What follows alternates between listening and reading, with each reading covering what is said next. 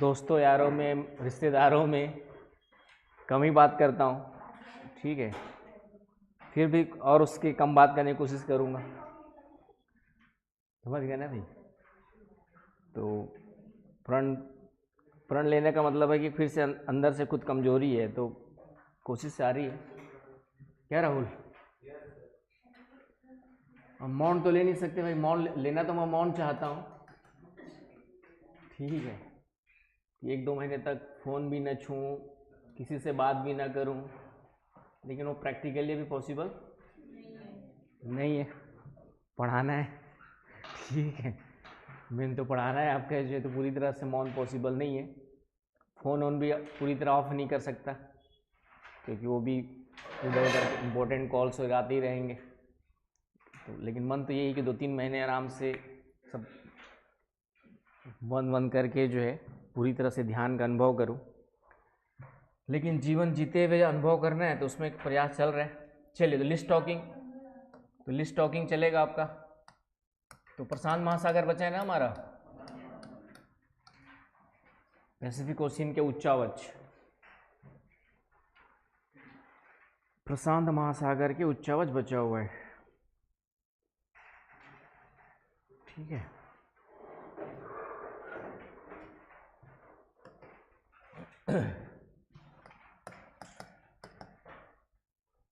जितना कम बात करोगे उतना ही दिमाग आपका शांत रहेगा।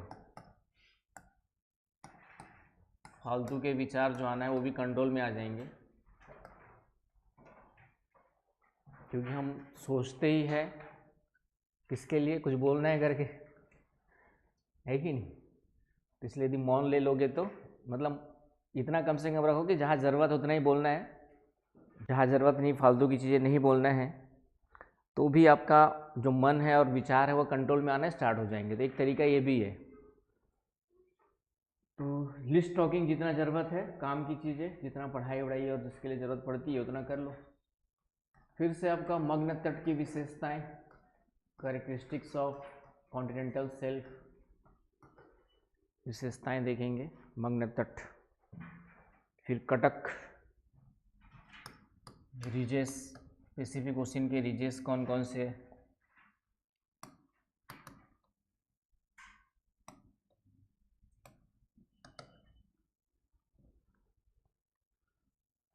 उसके बाद आपका वही द्रोणिया और सीमांत सागर,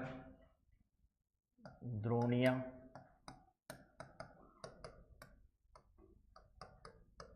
एवं सीमांत सागर,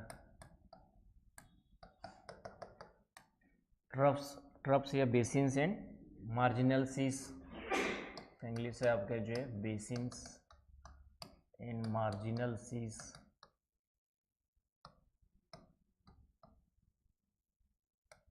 और लास्ट में फिर से कुछ गर्त, कुछ बहुत सारे द्वीप भी है आपके जो है, आइलैंड्स वगैरह कौन कौन से हैं। थोड़ा सा मेहनत, मैपिंग भी हो जाएगी आपकी।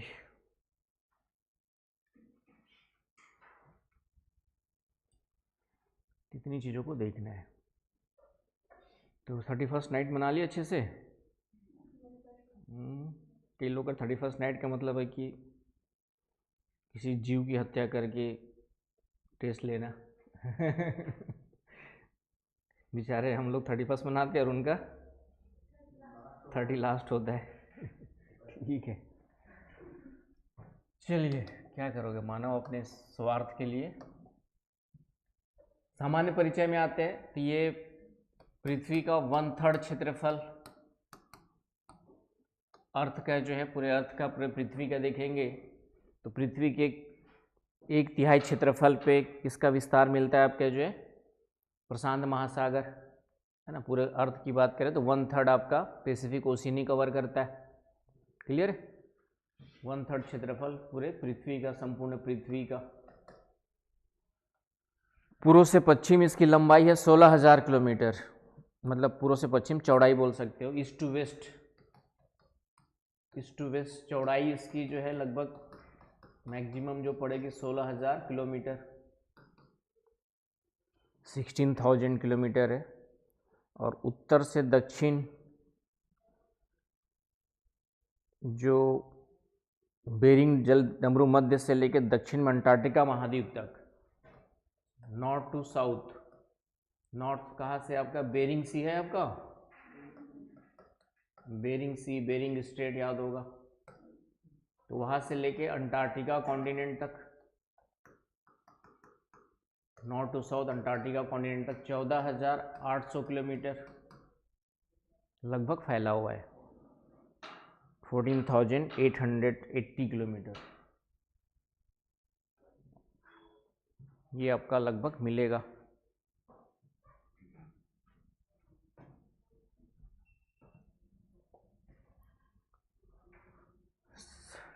क्लियर हो गया। औसत गहराई 4,572, 4,500 भी लिखेंगे तो चलेगा। एवरेज डेप्थ जो है औसत गहराई, औसत गहराई आपका जो है 4,572 मीटर।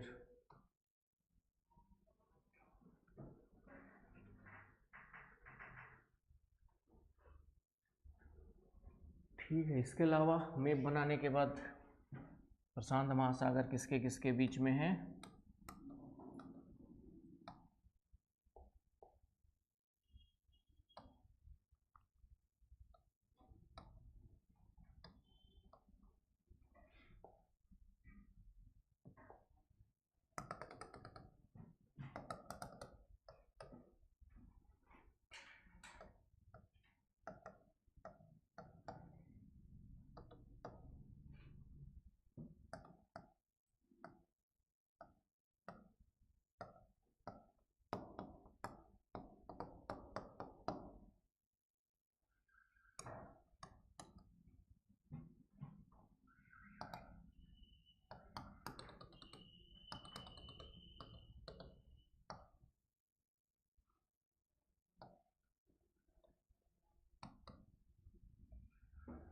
ये आपका बीच वाला पैसिफिक ओशियन हो गया। क्लियर है, बीच वाला क्या हो गया आपका पैसिफिक ओशियन हो गया आपका जो। तो लगभग छोटे बड़े द्वीप मिलाकर 20,000 से ज़्यादा द्वीप मिलते हैं प्रशांत महासागर में जो है, छोटे बड़े द्वीप मिलाकर के मोर देन 20,000 आइलैंड्स मिलते हैं, मोर देन 20,000 क्या मिलते हैं, आइलैंड्स मिलते हैं आपके।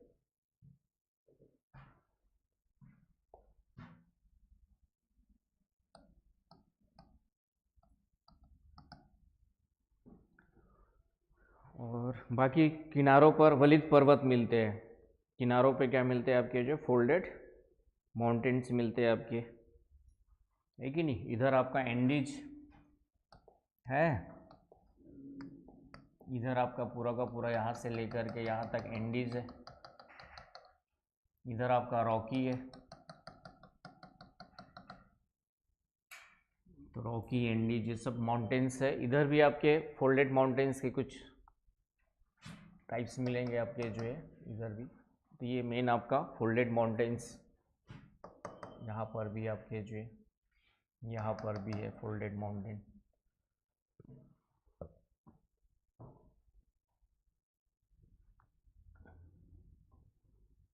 ठीक है, बाकी 2/3 भूकंप ज्वालामुखी भी डालना है तो डाल देंगे।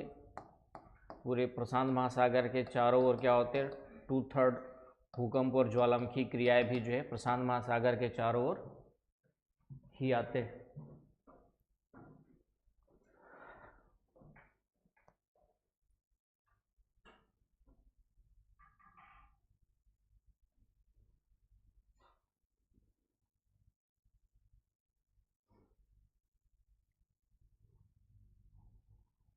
चलिए आगे। तो ये हो गया आपका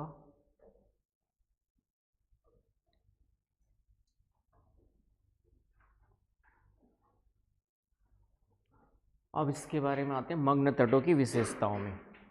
अब आ जाओ आपका मग्न तटों की।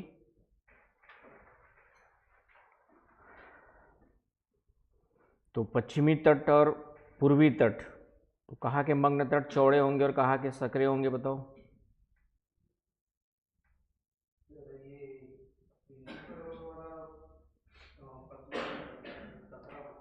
ठीक है ना, तो इधर वाले आपके चूंकि पर्वतीय उच्चावच वाले हैं, तो सबसे सक्रिय मग्न तट तो यहाँ पे मिलते बताया था। यहाँ पे विश्व के सबसे सक्रिय मग्न तट कहाँ मिलेंगे? विश्व का सबसे सक्रिय मग्न तट इंडीज के साथ साथ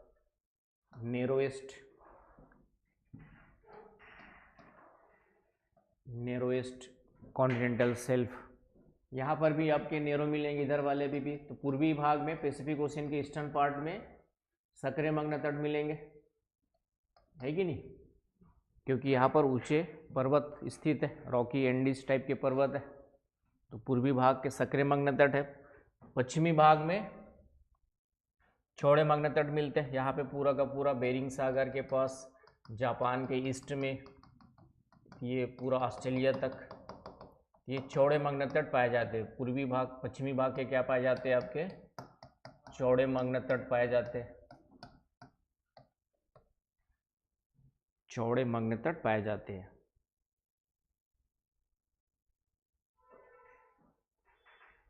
विस्तृत मग्न तट, औसत चौड़ाई है 160 से 1600 किलोमीटर तक, है ना मग्न तटों की औसत चौड़ाई। तो मग्न तट के बारे में हम लोग पढ़ रहे हैं पैसिफिक ओशियन की, तो इसकी जो औसत चौड़ाई है इन बिटवीन रेंज आपका जो है 160 किलोमीटर से लेकर के 1600 किलोमीटर तक चौड़े मिलेंगे। चौड़ाई जो है इसकी, गहराई 1000 से 2000 मीटर तक चौड़े है, इस कारण से गहराई भी थोड़ा सा अधिक गहराई तक मिलते। औसत गहराई 1000 से, जनरली मग्न तट 200 मीटर तक के भाग को मग्न तट कहते हैं, लेकिन चूंकि चौड़े हैं तो छिछले हैं, तो थोड़ा सा अधिक गहराई में भी क्या मिलेंगे आपके जो है मग्न तटों का विस्तार मिलता है।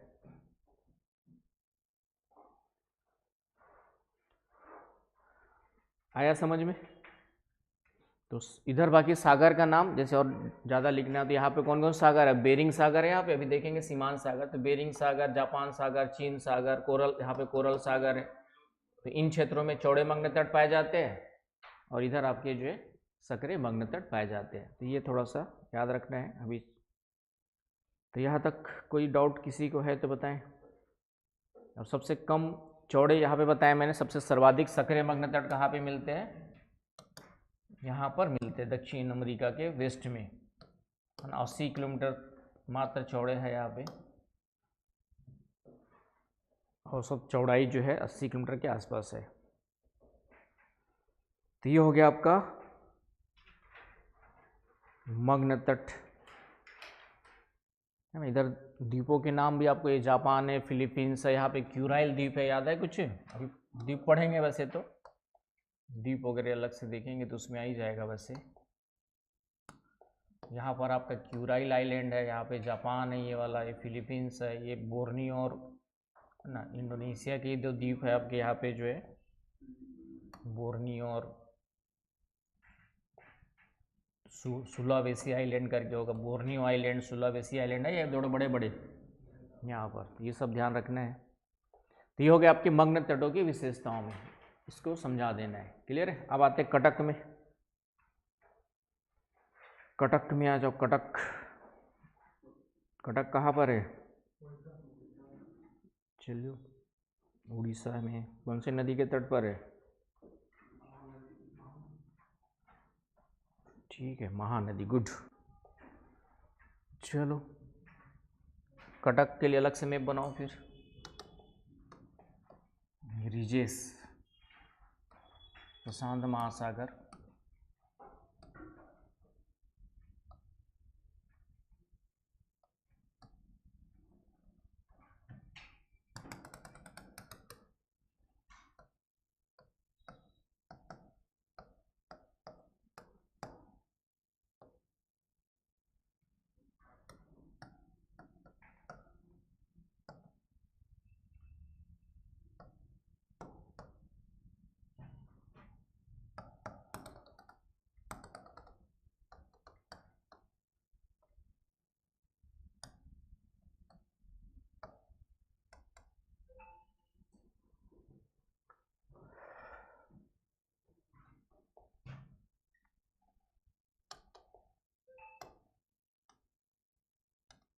कौन किसको याद कर रहे भाई?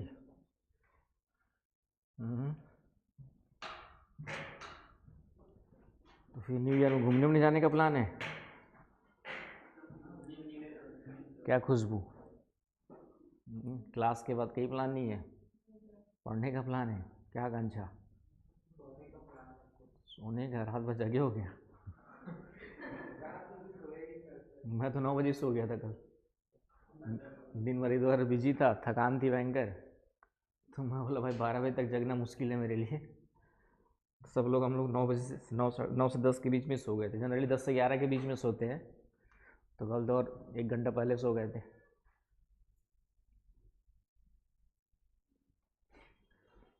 चलिए, सोने का जो मज़ा है वो पार्टी सार्टी में कहाँ पे, कि सबका अपना अपना अलग अलग मज़ा है। पीने खाने वो लोग अपना मज़ा है, लेकिन वो थोड़ी देर के लिए स्वैच्छिक है। स्वैच्छिक बोलता हूँ, थोड़ी देर के लिए वह क्षणिक है। क्यों? हैंगओवर हो गया तो सुबह उठ के और ख़राब हो जाता है मूड। अब जो नहीं पियो नहीं जानेंगे हैंगओवर क्या होता है। ठीक है, थोड़ा बहुत लोगे तो कोई नुकसान नहीं है, आदत नहीं होनी चाहिए, है ना। एक स्टडी हुई है अमेरिका में कि एक पीने वाले लोग जो सिर्फ 1 या 2 पैक मारते हैं डेली, और एक बिना पीने वाले लोग, तो उनमें देखा गया कि जो शाम को 1-2 पैक स्लाइटली लेते हैं उनका स्वास्थ्य वगैरह ज़्यादा अच्छा रहा है। ठीक है, ज़्यादा पीने वालों को तो ख़राब रहेगा ही, लेकिन उनका जो है कंपेरिजन टू जो नहीं पीते हैं बिल्कुल भी, तो हल्का सा एल्कोहल बॉडी के लिए ज़रूरी होता है। एक खुशवंत सिंह थे, राइटर थे अच्छे खासे, तो उन्होंने भी यही कहा था कि वो डेली 1 पैक लेते हैं शाम को। 89 ईयर्स तक जिए थे और ठीक ठाक, मरने के पहले तक शरीर उनका ठीक ठाक चलने फिरने लायक था। मैं प्रमोट नहीं कर रहा हूँ, स्टडी बता रहा हूँ। और स्टडी ये कहती है कि थोड़ा बहुत शौक से ले लो तो कोई नुकसान नहीं, लेकिन आदत नहीं पड़नी चाहिए किसी भी चीज़ की, और आदत पड़ गई तो फिर, है ना। एक तो टीचर होने के नाते पहले माना जाता था कि ये सब बातें करना क्लास के अंदर अच्छी बात नहीं है, लेकिन टीचर होने के नाते मैं अपने बच्चों को भी समझाता हूँ। देखो, मालूम है कि दोस्त यार के बीच में जाएगा तो दोस्त लोग पिलाई देंगे, तो उसको समझाता हूँ भाई थोड़ा बहुत ले लेगा कोई नुकसान नहीं है, बस आदत मत डालना। ठीक है। तो उसको भी समझाना पड़ता है। अभी 14 साल का है, लेकिन समझाते रहता हूँ उसको, क्योंकि आप पूरी तरह ही नहीं बोल सकते कि वो नहीं पिएगा, क्योंकि कल के दिन में पीयर ग्रुप में जाएगा, पीयर ग्रुप्स में कई सारे प्रेशर्स रहते हैं।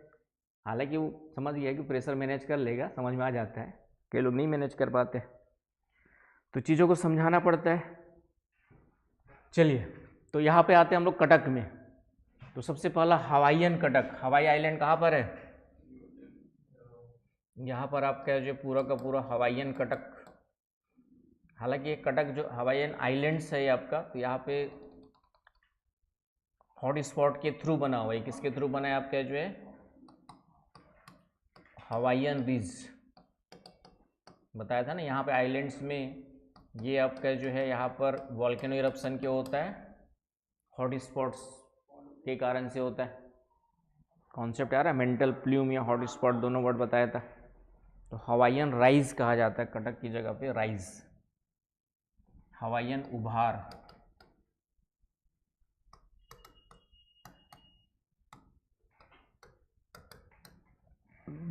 मैंने अनुभव करके देखा, लेकिन कोई फ़ायदा नहीं, बिना पिए ज़्यादा ठीक है, क्योंकि सुबह हैंगओवर हो गया तो सर और भारी लगता है, फिर उसको ठीक करने के लिए नींबू पानी पियो, नहीं तो और क्या क्या पीना पड़ता है।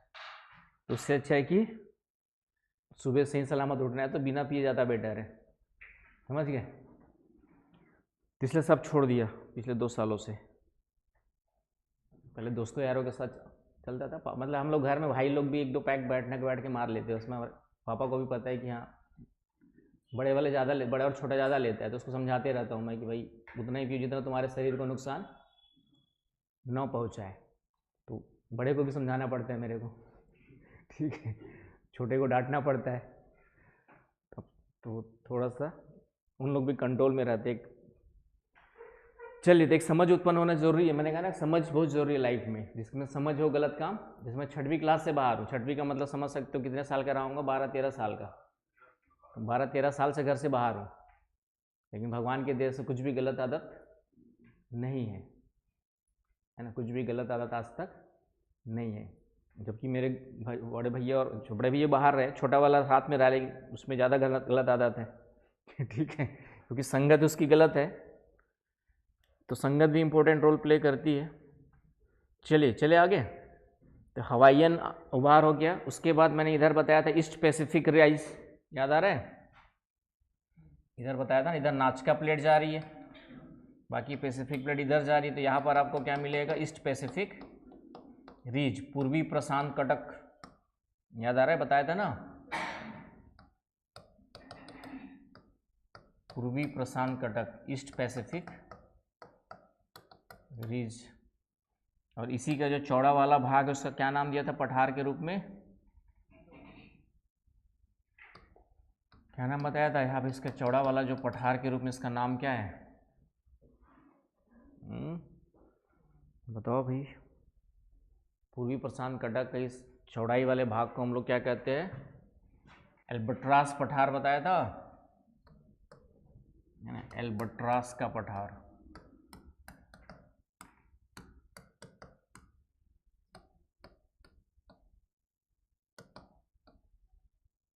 एल्बट्रास प्लेटू।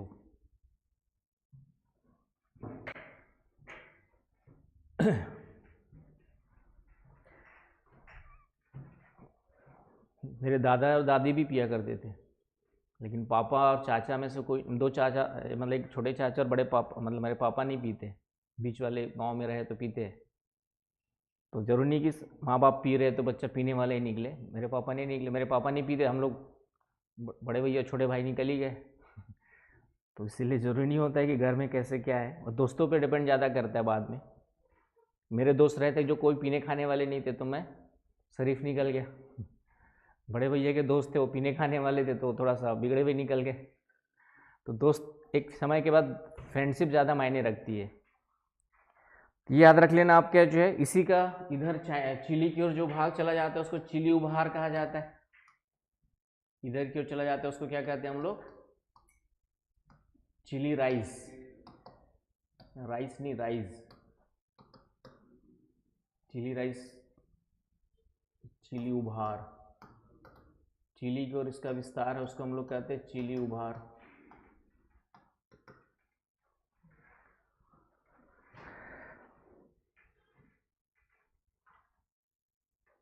ठीक है, इसी का भाग जो है ईस्टर्न आइलैंड, इधर कोई आइलैंड हो गया का, इधर इधर की ओर इसका नाम हो जाता है eastern island rise, eastern island rise.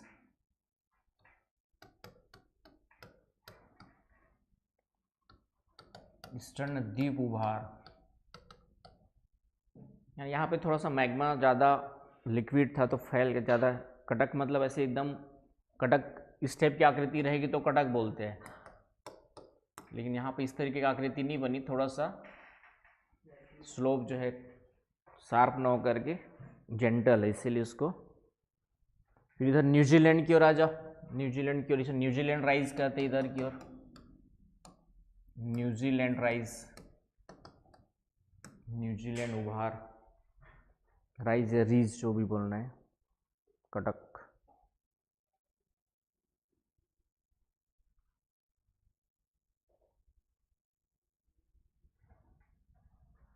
तो ये आपका कटक के बारे में इस तरीके से।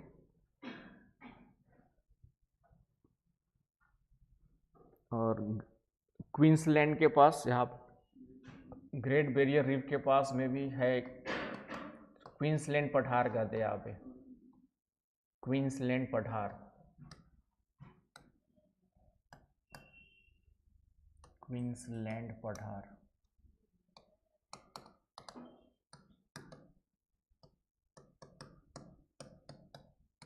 ऑस्ट्रेलिया के पास ग्रेट बैरियर रीफ के पास कोरल सी आगे। तो ये कुछ पठार हो गए, अब सॉरी रीजेस हो गए, इतना कम से कम याद में रखना है, ठीक है। डेटा याद नहीं रहेगा, जैसे हवाईयन उभार की जो चौड़ाई है 960 किलोमीटर है, 960 किलोमीटर चौड़ा है और 2600 40 किलोमीटर लंबा है।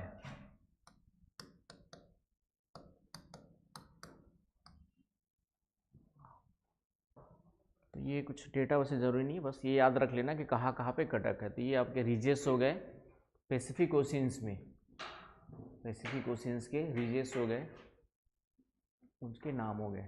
क्लियर हुआ? तो ये हो गया आपका रीजेस। अब आ जाओ ट्रेंचेस, गर्त में चलते हैं। ट्रेंचेस से पहले कुछ और है क्या? द्रोणी है। बेसिन्स चलते हैं, बेसिन्स एंड मार्जिनल सीस में आपका फिर से मैप बना लो। आप तो एक्सपर्ट हो गए होगे ना बनाते बनाते। आलस करोगे तो नहीं सीखोगे, थोड़ा थोड़ा बनाते रहो, धीरे धीरे सुधार होते रहेगा। सुधार की प्रक्रिया धीरे धीरे चलती रहती है। समझ में आया?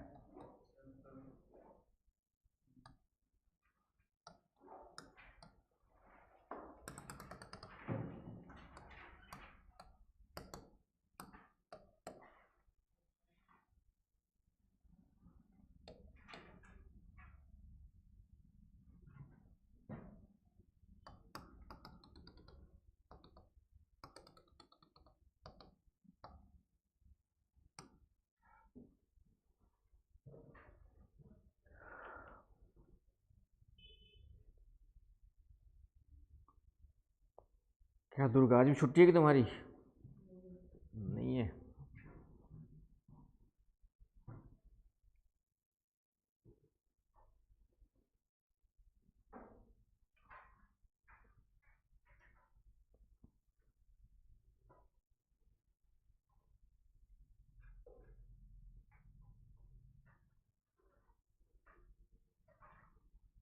चले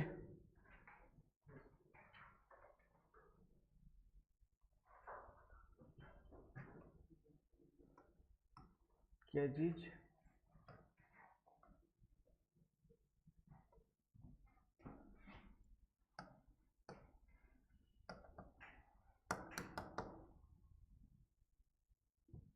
तो आ जाओ, सबसे पहले फिलीपींस के ईस्ट में है फिलीपींस द्रोणी।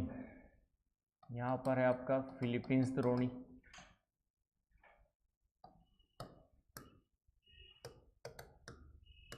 फिलीपींस के बाजू में है फिलीपींस बेसिन।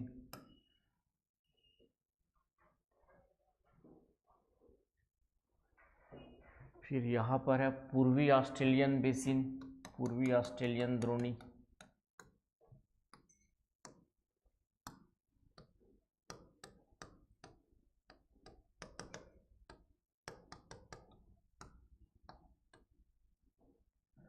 यूपीएससी की तैयारी जो है रिलैक्स होकर करने वाली एग्ज़ाम ही है। हड़बड़ी में करोगे तो गड़बड़ी होना ही है। दिल्ली में क्या होता है कि हड़बड़ी सिलेबस ख़त्म करने का 1-1.5 साल के अंदर बहुत ज़्यादा प्रेशर होता है, तो उसमें पढ़ाई अच्छे से नहीं हो पाती है।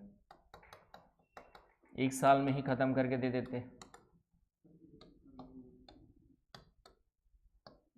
4 घंटे की क्लास में भी 1 साल में ख़त्म करना थोड़ा सा उतना आसान मतलब हो जाता है, हमारी तरफ से हो जाएगा, लेकिन बच्चों के लिए उतना फ्रूटफुल नहीं होता है ना। ख़त्म करने के लिए 1 साल में कर देंगे। पूर्वी ऑस्ट्रेलियन सॉरी दक्षिणी ऑस्ट्रेलियन द्रोणी, ये वाला, ये पूर्वी वाला। क्लियर हो गया? इसके अलावा फिजी आइलैंड कहाँ पर है? यहाँ पर एक आइलैंड है, फिजी कंट्री है एक पूरा का पूरा, तो उसी के पास में फिजी द्रोणी है। फिजी द्रोणी। फिजी की कैपिटल है क्या है बताओ राहुल? सुआ, सुआ गीत। छत्तीसगढ़ में सुआ गीत होता है। फिजी की कैपिटल है सुआ। वहाँ पे अधिकांश इंडियंस लोग ही रहते हैं, और वहाँ का जो हेड ऑफ स्टेट होगा वो भी इंडियंस ही होगा फिजी में। पहले गन्ने वन्ने और चाय वाय की खेती और के लिए लेके गए थे हम लोग को। फिर है एक आपका पेरू चिली द्रोणी। इधर की ओर आएंगे तो पेरू चिली द्रोणी। ऊपर होगा, पेरू तो ऊपर है, पेरू चिली द्रोणी,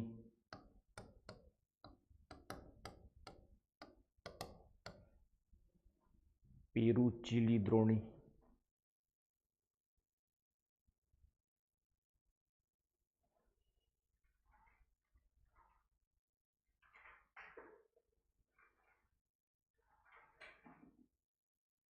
क्लियर हुआ?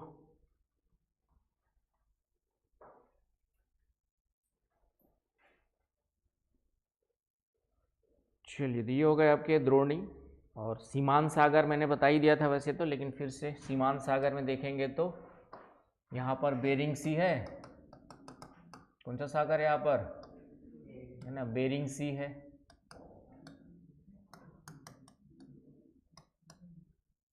बेरिंग सी। और यहाँ पे जो दोनों के बीच में जल संधि, उसका नाम भी बेरिंग जल संधि है। और इधर अलास्का, इधर आपका रसिया, है ना, रसिया और अलास्का के बीच में, अलास्का यूएसए का पार्ट है ना। इतने दिनों में पता चल गया होगा।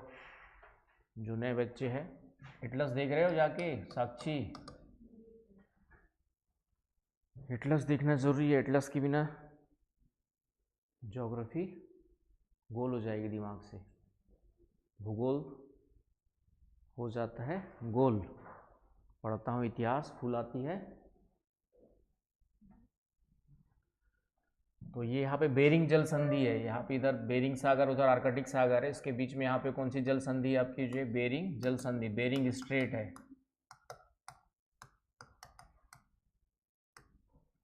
आया समझ में? फिर उसके नीचे आएंगे तो यहाँ पे ओखोतस्क सागर होगा, है तो ओखोतस्क सी,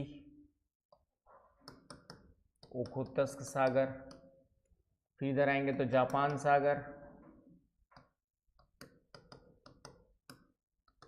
इधर आपका ईस्टर्न चाइना सी, है ना, एलओसी भी है आपका, एलओसी है पहले तो, एलओसी पीला सागर।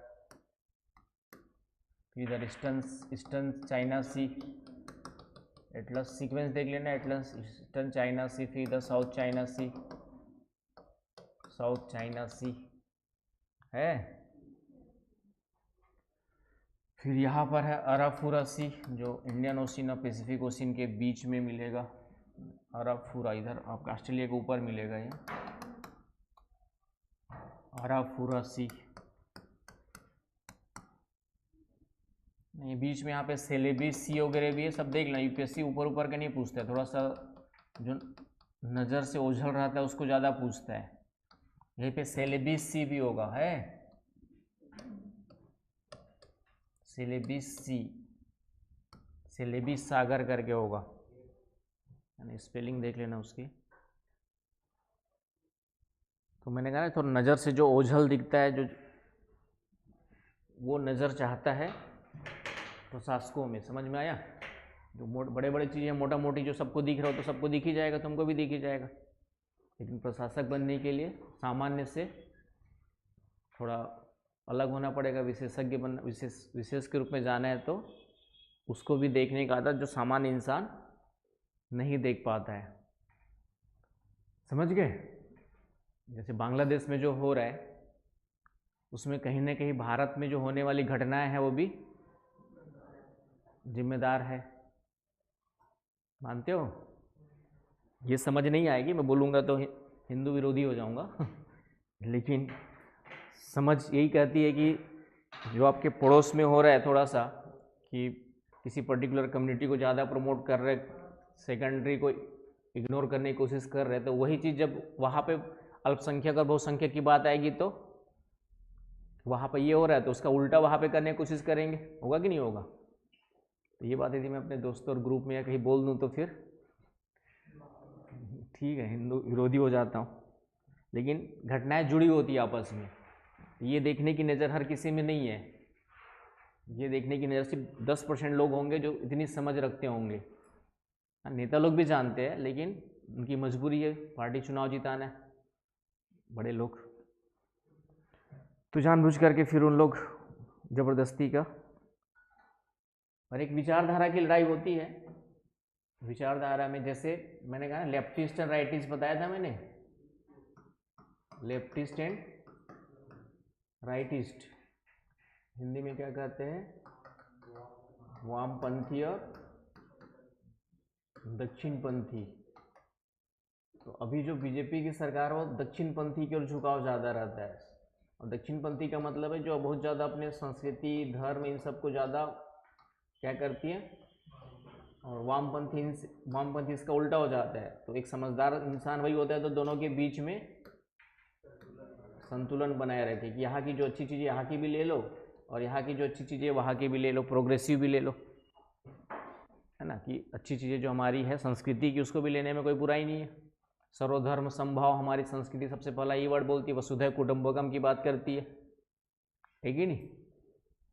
तो वो सब लेने में कोई बुराई नहीं, लेकिन हम लोग उसका उल्टा चल रहे हैं और बोल रहे हैं कि संस्कृति को बढ़ावा दे रहे हैं।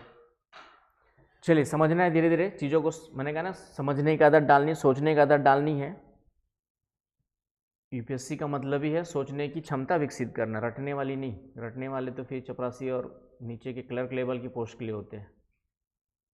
बैंक में भी चल जाएगा क्योंकि उसमें भी गिना उतना ही काम करना जितना कि दिया गया है ना। बैंक में भी उतना ही काम करना जितना कि आपको दिया गया। लोन डिस्बर्समेंट देना तो लोन का सेक्शन देखना है, सोचना उचना नहीं है वहाँ पे। लेकिन प्रशासक के लिए सभी प्रकार की समस्याओं को समझना है, उसका सॉल्यूशन भी निकालना है, सलाह भी देनी है नेताओं को। माने ना माने फाइनली नेताओं की मर्जी है, लेकिन सलाह देने का काम तुम लोग को ही करना है। अच्छी भी दोगे, नेता नहीं मानना चाहे तो कुछ नहीं कर सकते तुम। जी सर बस आप ही सही है बोलना पड़ेगा।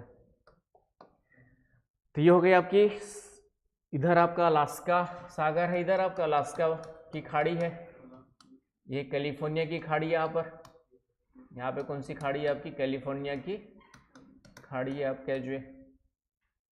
तो ये आपके मार्जिनल सीज हो गए, जो सी के साथ साथ थोड़ा सा देख लेना आप लोग। तो ये हो गए आपके बेसिन्स एंड सीज। ट्रेंचेस में आ जाओ अब। गर्त दो चार तो वैसे बताए थे मैंने, वही चीज़ें फिर से है। तो गर्त के लिए अलग मैप बना लो, बना ही लो। मैं बनाऊंगा, तुम लोग भी बना ही लोगे। मैं आलस करूंगा तो तुम लोग भी आलस करोगे। सर ने उसी में बता दिया तो मैं क्यों बनाऊं, क्या साक्षी?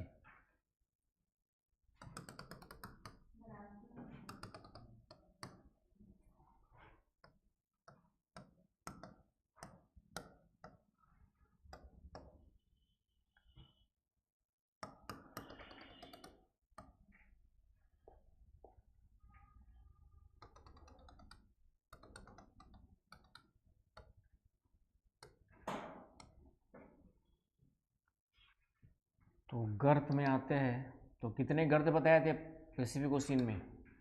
टोटल हमने देखा था 57 गर्त की खोज हुई है, बताया था। उसमें से हाँ 32 आपका जो है पैसिफिक ओशियन में, 19 आपका अटलांटिक ओशियन में और 6 आपके जो है इंडियन ओशियन में, यही बताए थे। तो 32 में दो चार नाम देख लो। सबसे पहले यहाँ पर है एल्यूसियन गर्त। यहाँ पर कौन सा गर्त है आपका जो है, एल्यूसियन गर्त,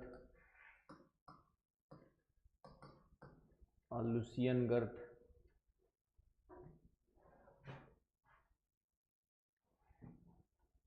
दूसरा है जापान ट्रेंच, जापान गर्त, जापान के पास में।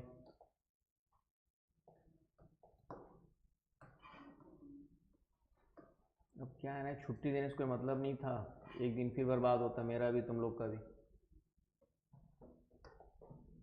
मुझे भी कहीं जाना नहीं था, घर में ही पड़े रहना था या इंस्टीट्यूट आना था।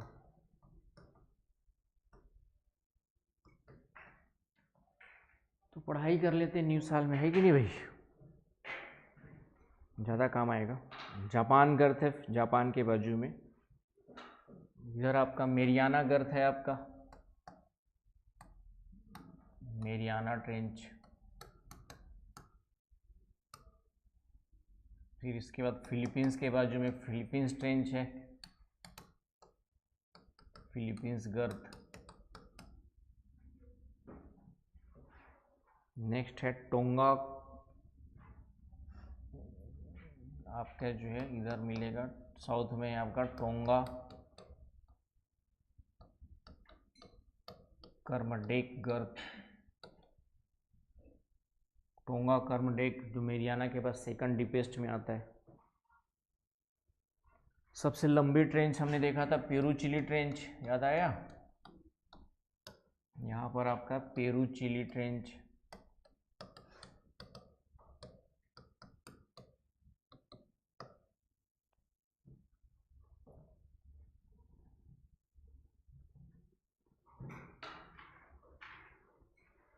तो ये कुछ मेन ट्रेंचेस हो गए।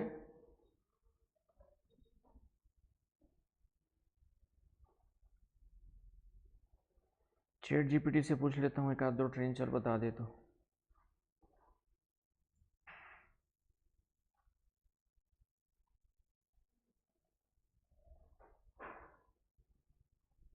इतने तो मुझे याद है।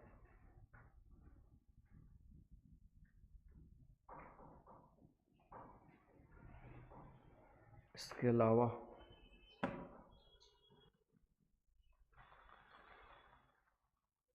मेरियाना हो गया, उसका सबसे गहरा भाग बताया था मैंने, क्या नाम दिया था? चैलेंजर डीप कहते, 11,032 है। टोंगा कर्मडेक, तो टोंगा गर्त है आपका सेकंड डीपेस्ट में आता है। फिलीपींस हो गया, जापान हो गया।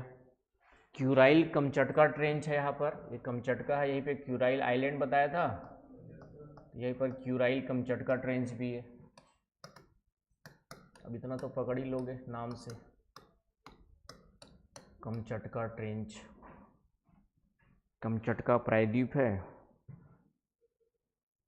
मध्य अमेरिका के पास में। मिडिल अमेरिकन ट्रेंच, यहाँ पर आपका जो है मिडिल अमेरिकन ट्रेंच है,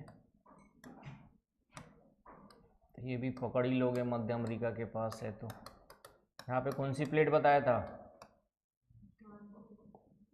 जुआन डी फूका यहाँ कहाँ पर है? मिडिल अमेरिका के पास में।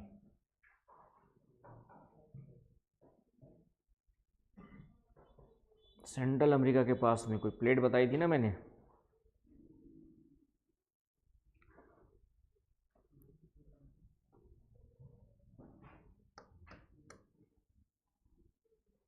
कोकोस है ना, यहाँ पे कोकोस प्लेट बताई थी, याद आया? COCOS, Cocos plate. यहाँ पे मध्य अमेरिकन ट्रेंच है वहाँ पे। तो इतने ट्रेंच दिखा रहा है चैट जीपीटी तुम्हारा। ठीक है, वैसे तो 32 है, 32 के नाम भी बता ही देगा मेरे ख्याल से, लेकिन ज़रूरत नहीं, इतना कम से कम पढ़ लेना है। ठीक है, तो लॉन्गेस्ट ट्रेंच बता ही दिया था मैंने। लॉन्गेस्ट आपकी कौन सी है? पेरू-चिली, डीपेस्ट हो गया। चलिए, तो ये हो गया आपका जो है ट्रेंचेस। फिर आइलैंड्स में देखेंगे तो प्रशांत महासागर में कई सारे आइलैंड्स है, उसको हम लोग 3 भागों में डिवाइड करते बताया था। कौन कौन से? मेलानेशिया है ना, मेलानेशिया, माइक्रोनेशिया और पॉलिनेशिया, 3 भागों में डिवाइड करते हैं।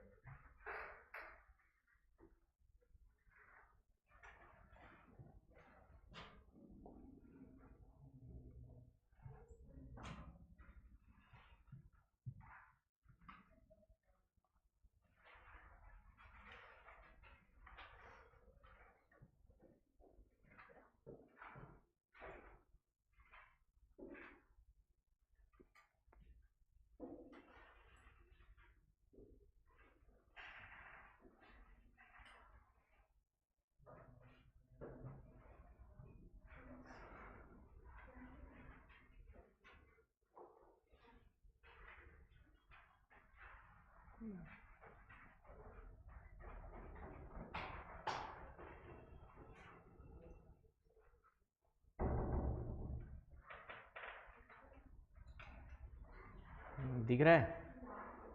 ठीक है, इसमें लेकिन वो वाला डिवाइड नहीं किया हुआ है। इधर वाले को मेलानेशिया कहते हैं, इधर माइक्रोनेशिया, नीचे वाला आपका पूरा का पूरा पॉलिनेशिया है। ठीक है, हाँ है तो सब में, लेकिन वो साफ ब्लर दिख रहा है ना, मैं साफ वाला देख रहा था। साफ किस में दिखेगा? दिया तो सब में है।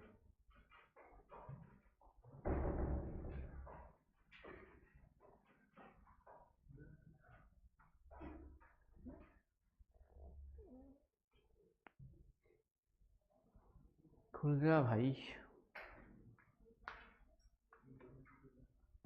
खुल गया। सिम सिम नहीं खुल रहा है।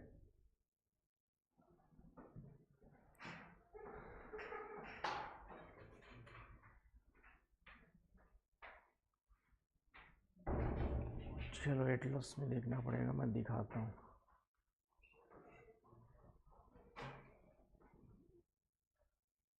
दो चार नाम देख लेते हैं ना, तुम लोग का मैपिंग वाला काम हो जाएगा। लेकिन भाई साहब लोग खुल ही नहीं रहे, तो मैं क्या करूँ बताओ।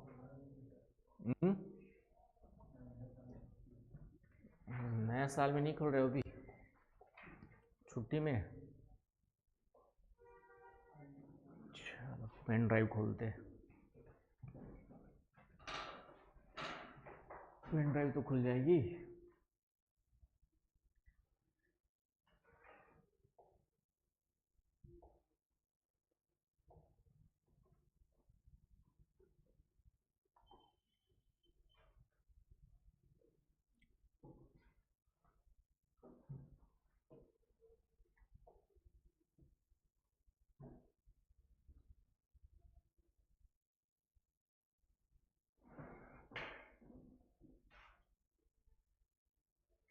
वाह क्या किस्मत, इसको बोलते किस्मत। एकदम पेज वही वाला खुला जो जरूरत थी हम लोग को। समझ गए? कभी कभी किस्मत साथ भी नहीं देती, और कभी कभी कोशिश करते रहो। कहा दिख रहा है आपका? तो इधर वाले आइलैंड्स माइक्रोनेशिया कहलाते हैं, नीचे वाले मेलानेशिया कहलाते हैं, और उधर वाले पॉलिनेशिया, है ना। पहले तो 3 ग्रुप डिवाइड कर लो। दूसरा फिर क्वेश्चन कभी कभी क्या आ सकता है, मिलाने के लिए क्वेश्चन दे सकता है प्रीलिम्स वगैरह में, है ना। मैच करने का दे देगा 3 मार्क, मेलानेशिया माइक्रोनेशिया लिख देगा, पॉलिनेशिया लिख देगा, और इधर 1-2 आइलैंड का नाम दे देगा। तो थोड़ा सा आइलैंड, जैसे आपका फेमस है हवाई द्वीप, है ना, ये यूएसए का पार्ट है ना। इसकी कैपिटल है होनोलुलु। इसकी कैपिटल क्या है? होनोलुलु उसकी कैपिटल है। तो ये किस वाले ग्रुप में आ रहा है आपका? पॉलिनेशिया वाले ग्रुप में आता है, ये ध्यान में रख लेना, हवाई द्वीप। उसके अलावा सबसे ईस्ट में इधर ईस्टर आइलैंड है, इधर आपका ईस्टर आइलैंड है। ये आपका अभी देखा था टोंगा ट्रेंच, कर्मडेक ट्रेंच देखा था ना भाई। तो टोंगा कर्मडेक ये सब पॉलिनेशिया में आते हैं। न्यूजीलैंड भी किस में आएगा? तो पॉलिनेशिया वाले भाग में आएगा, है ना। नॉर्फॉक आइलैंड ये भी न्यूजीलैंड का ही पार्ट है। अभी देखेंगे, एक क्वेश्चन ये बनेगा और एक क्वेश्चन किसका कब्जा है, थोड़ा सा वो भी कभी कभार बना देता है। तो नॉर्फॉक आइलैंड यहाँ पर, तो ये सब पॉलिनेशिया हो गया। समोआ आइलैंड, कुक आइलैंड, तो थोड़ा सा इनको एक बार पढ़ लेना है ना। जैसे कुक आइलैंड है, समोआ आइलैंड है, ऑस्ट्रल आइलैंड है, टुवालू फेमस है आपका, एक कंट्री भी है टुवालू, छोटी सी कंट्री, सबसे स्मॉलेस्ट कंट्री कहलाती है टुवालू आपकी जो है। तो टुवालू किस में आता है आपका? पॉलिनेशिया में। तो एक बार में नहीं लगा एग्जाम में, फिर इधर किधर कौन सा चला जाएगा पता नहीं चलेगा। तो इसको याद कैसे करोगे? एक बार बार बार देखोगे और फिर दिमाग में रखोगे, अच्छा पॉलिनेशिया में इधर वाले साइड के लोकेशन दिमाग में, अच्छा पॉलिनेशिया में इधर वाले लोग हैं, मैप के साथ इमेज बना करके माइंड में फिट करना है। तो फिर वहाँ पे कन्फ्यूजन नहीं होगा, निकाल लोगे। ऐसे रटने की कोशिश नहीं करना है। तो पॉलिनेशिया के ये सब आया समझ में, है ना। अभी भी तुम बैठे बैठे लिख सकते थे 2-4 नाम ऐसे दर दर दर दर दर दर, लेकिन किसी ने नहीं लिखा है। हाँ लिख लिया, पॉलिनेशिया हो गया। अब आ जाओ माइक्रोनेशिया में। तो माइक्रोनेशिया में मार्शल आइलैंड, यूएसए का कब्जा होगा यहाँ पर। Marshall Island, Caroline Island, Mariana Trench देखे थे, तो मेरियाना आइलैंड भी यहाँ पर है, ये माइक्रोनेशिया का पार्ट है। इधर पलाऊ आइलैंड है, इधर किरीबाती आइलैंड है, किरीबाती, ये माइक्रोनेशिया के पार्ट हो गए। क्लियर वो पॉइंट?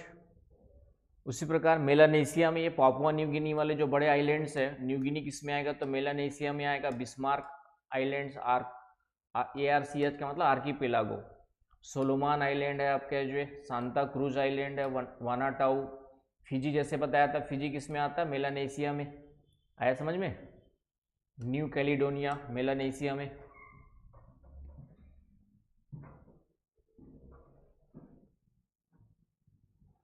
तो इस तरीके से कभी कभार क्वेश्चन आ सकता है। तो पैसिफिक ओशियन जो साउथ वेस्ट पैसिफिक में आइलैंड्स है उसको 3 ग्रुप्स में डिवाइड किया गया है। तो ये थोड़ा सा ध्यान रखना है। चलूं आगे? ठीक है। इसके अलावा कभी कभार किस देश का कब्जा है वो आ जाता है। जैसे तो यहाँ पे 1-2 देशों का नाम देखेंगे। जैसे आपका फ्रेंच पॉलिनेशिया फ्रांस के कब्जे में, पिटकैरेन आइलैंड है यूके, ईस्टर्न किसके अंडर में? चिली के। दिख रहा है? किरीबाती, इसका नाम किरीतिमाती भी हो गया, किरीतिमाती। किरीबाती इधर है, किसी कब्जा कर रहा होगा। इधर आपका आ जाओ तो ये न्यू कैलिडोनिया में फ्रांस का कब्जा है। मार्शल में मैंने कहा था यूएस वगैरह का होगा, यहाँ पे लिखा नहीं, देख लेना। यहाँ पे मेरियाना में किसका है? यूएस का है। गुआम आइलैंड है वहां पर, किसका? यूएस का है। दिख रहा है?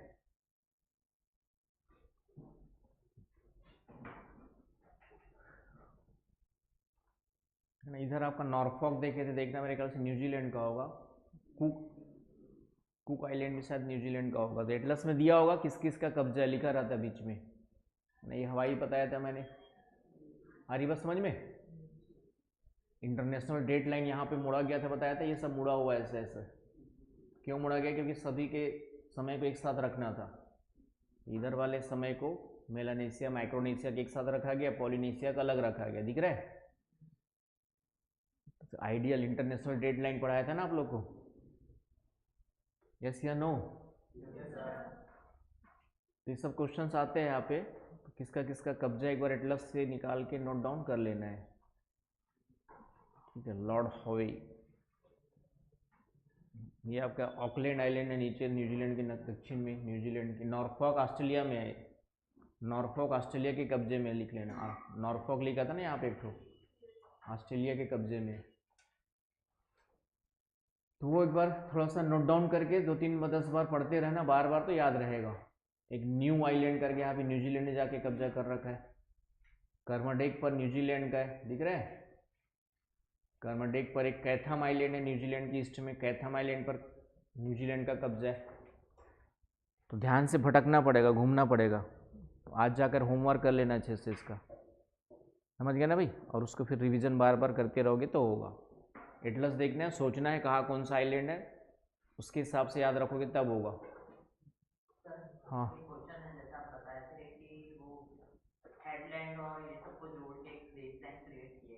तो अब जैसे काफी दूर दूर जो आइलैंड्स है उनके लिए फिर वो कैसे? तो उनके लिए अलग होगा ना। तो जैसे यहाँ पे लेते, इसलिए इस आइलैंड पे अमेरिका का कब्जा है तो अमेरिका उस वहाँ आइलैंड के हिसाब से लेगा, उस एरिया में उसका कब्जा हो गया। इसलिए तो चाइना वैसे तो कर रहा है। चाइना क्या कर रहा है? अलग अलग आर्टिफिशियल आइलैंड बना दे रहा है वो, और फिर बोला मेरी सीमा यहाँ तक फैल गई है। ठीक है, एक तो कब्जा कर लिया वो अलग है, लेकिन फिर अपना आर्टिफिशियल भी बना दिया वहाँ पे आइलैंड। अब आर्टिफिशियल बना दे तो उसके आसपास का 200 तक वाला क्या हो गया, उसके अंडर में आ जाएगा। तो इस तरीके से वो अपना क्षेत्र बढ़ाते जा रहा है प्रशांत महासागर में। तो इसलिए विवाद वगैरह चलते रहता है। चलिए आगे। तो समझ में आ गया ना क्या क्या पढ़ना है? चलिए, तो ये थोड़ा सा मैपिंग भी मैंने करा दी। यहाँ पे आइलैंड्स ऑफ पैसिफिक ओशियन आपका जो है इतना कम से कम ध्यान में रख लेना है। तो ये प्रशांत महासागर के उच्चावच इति सीवी रेवा खंडे 5वां अध्याय समाप्त। आगे समझ में? चलिए, अब ज्वार भाटा के सिद्धांत आज पढ़ना है कि कल पढ़ना है, बता दो। ठीक है। हाँ, इसलिए कि उसमें समझने में दिमाग लगाना पड़ेगा, इसलिए पूछा मैंने। ठीक है। हाँ, ठीक है, गुड। चर्चा कीजिए कि ग्रह के महाद्वीपों, ठीक है ना, चर्चा कीजिए कि ग्रह के महाद्वीपों और महासागरीय बेसिनों के आकार और माप में क्रिस्टल द्रव्यमानों की टेक्टोनिक गतिविधि के कारण परिवर्तन कैसे होते हैं। 250 शब्दों में लिखना है। ठीक है। क्वेश्चन कब आया था? जीएस मेंस 2025 में आया था। समझ में आया? अभी 2025 में क्वेश्चन आया हुआ है। क्वेश्चन ये है कि चर्चा कीजिए कि ग्रह के महाद्वीपों, मतलब ग्रह मतलब पृथ्वी हो गया, उसने पृथ्वी नहीं लिखा है, क्या लिख दिया है? ग्रह।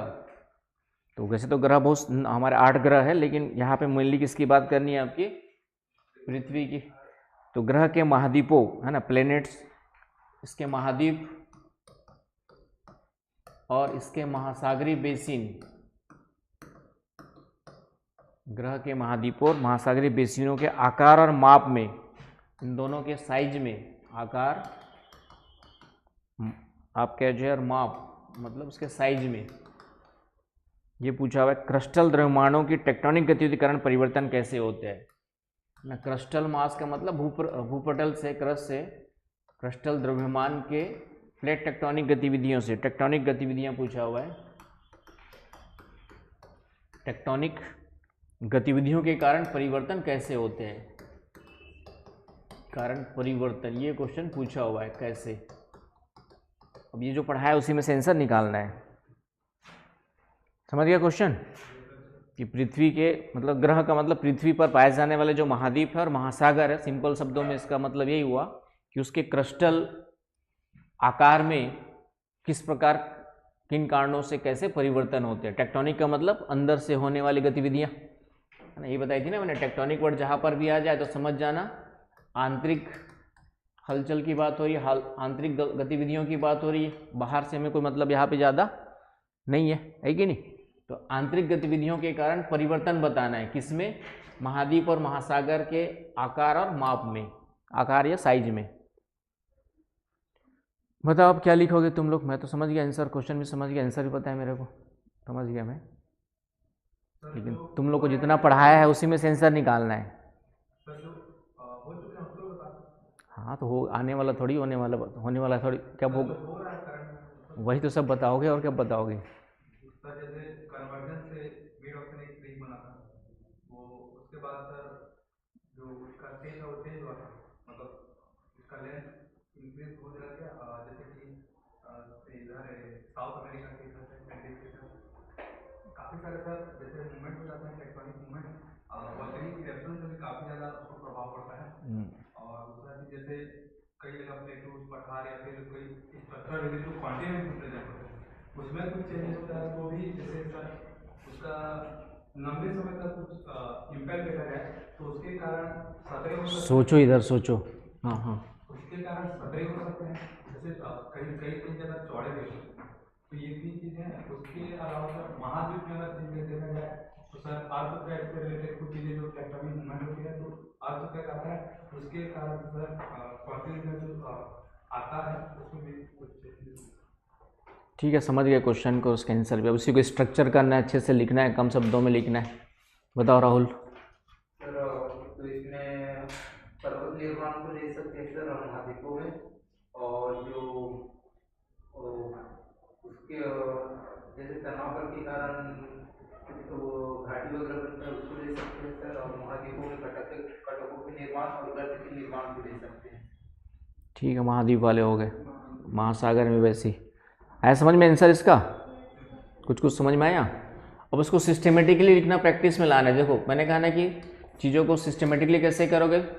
टेक्टोनिक एक्टिविटी में हमारे पास पता है कि 3 प्रकार की मुख्य प्लेटों का किनारा है हमारे पास है। प्लेटें या तो एक दूसरे से दूर जा रही है, एक दूसरे की ओर आ रही है, या एक दूसरे के साथ रगड़ खाते हुए चल रही है। टेक्टोनिक एक्टिविटी में 3 है ना। और इसके अलावा फिर हॉट स्पॉट वगैरह अलग से, एक्सेप्ट कि इनमें के द्वारा नहीं होता तो फिर हॉट स्पॉट वगैरह का कॉन्सेप्ट दिया हमने जो है। तो तीसरा चौथा पॉइंट लिखना है, तो हॉट स्पॉट्स वगैरह के थ्रू परिवर्तन हो रहा है, ये हो ना भाई। तो इन 3 के थ्रू परिवर्तन हो रहा है, कैसे हो रहा है अब इसी से जोड़ करके पूरा आंसर निकल आएगा।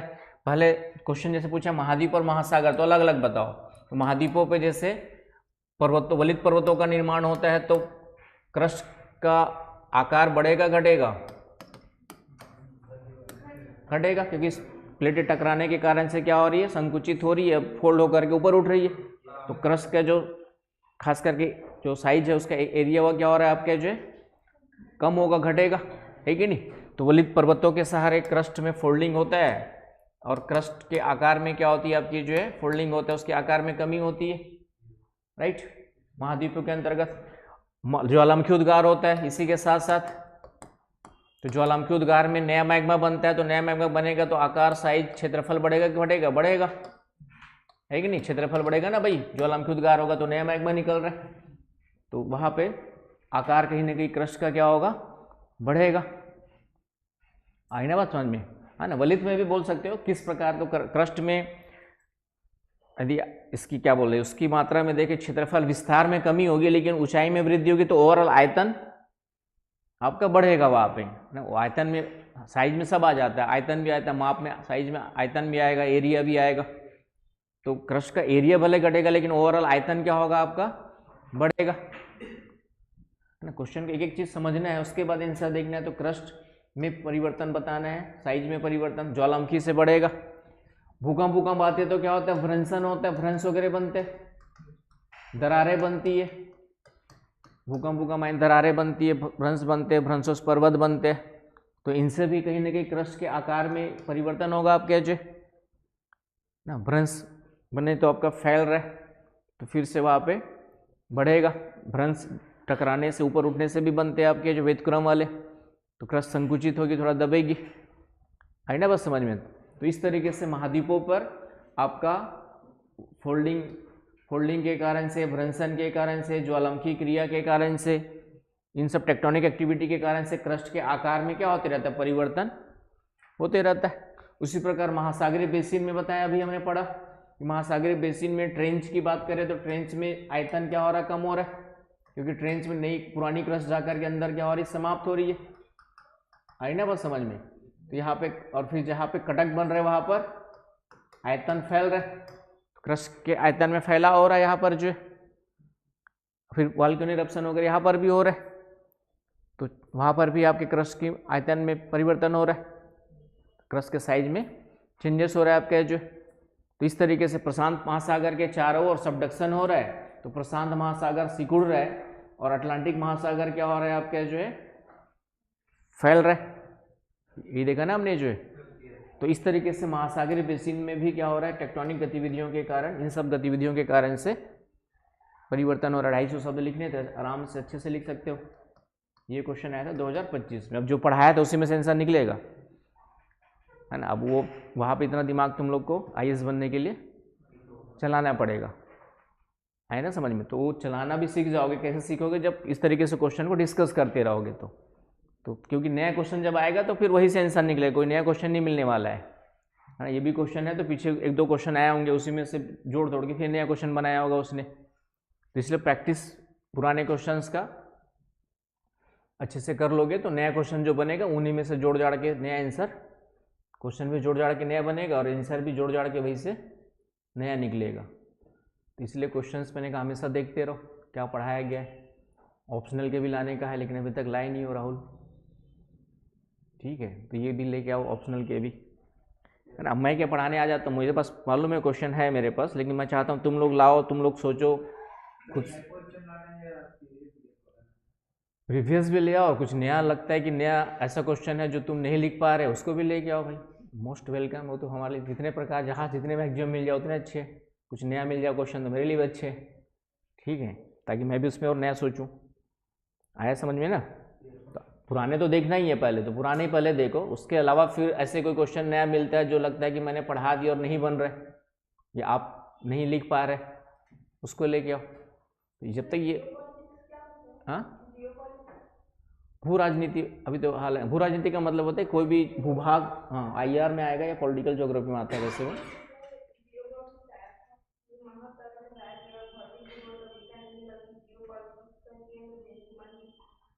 हाँ, तो IR के साथ जोड़ के होता है। जियोपॉलिटिक्स का मतलब है कोई भी भूभाग जो पॉलिटिकली वर्ल्ड लेवल पे क्या करते हैं, रोल, इंपॉर्टेंट रोल प्ले करता है, तो उसको लेकर के देशों के बीच संघर्ष देखा जाता है, इंटरेस्ट देखा जाता है। जैसे आपका मिडिल ईस्ट हो गया, हिंद महासागर हमारा एक जियोपॉलिटिकल एस्पेक्ट है, तो पढ़ोगे आ जाएगा उसका आंसर, आगे आएगा जब IR वगैरह पढ़ लोगे, ठीक है। पॉलिटिकल ज्योग्राफी पढ़ेंगे वहाँ पर, तो वो सब आपका कवर हो जाएगा क्वेश्चन में।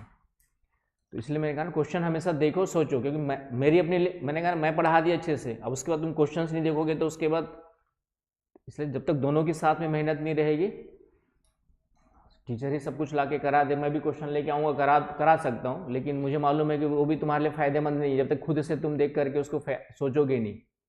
आए ना समझ में? तो खुद से पहले क्वेश्चन देखो, सोचो, जो पढ़ाया गया उसको याद करो, उसके बाद फिर तब जा कर के रिजल्ट आएगा। सिर्फ कोचिंग करने से और जाने से ही रिजल्ट नहीं आएगा। बाकी मुझे मालूम है कि मैं इतने अच्छे से पढ़ा दे रहा हूँ कि दिल्ली की कोई भी संस्था उतने अच्छे से नहीं पढ़ा रही होगी जितना मैं यहाँ पे कवर कराने की कोशिश कर रहा हूँ। और क्यों सबसे अच्छा ये है कि हम आराम से पढ़ रहे हैं।